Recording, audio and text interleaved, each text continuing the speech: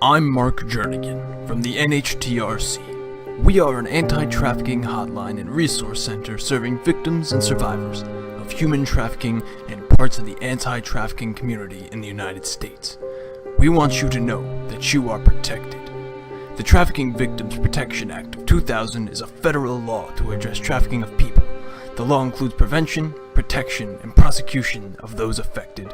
Be aware and be safe.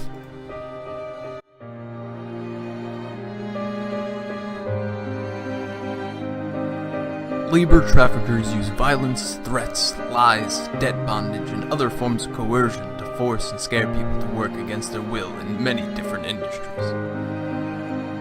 Victims of labor trafficking must frequently work long hours for little to no pay.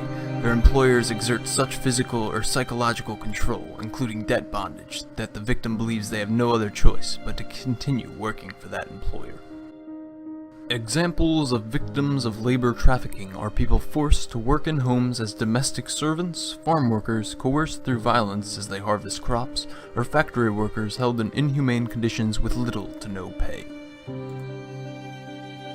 Sex trafficking is a form of modern-day slavery in which individuals perform commercial sex through the use of force, fraud, or coercion.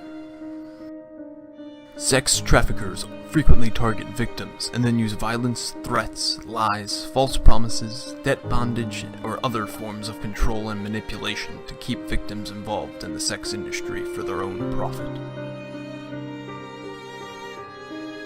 In the last year, there have been over 50,000 reports in the US of human trafficking, with 657 reports coming from New Jersey, being the 13th highest call revenue of all the states. According to estimates, over 99% of trafficking victims are never rescued and never will be. Currently, there are more slaves worldwide than there were in the 1700s, when slavery was legal. Here are various statistical graphs to show you just how serious human trafficking in the US really is. Now here is a dramatization of a person who has been taken into the sex trafficking industry in the US. Those with weak stomachs may want to leave the room.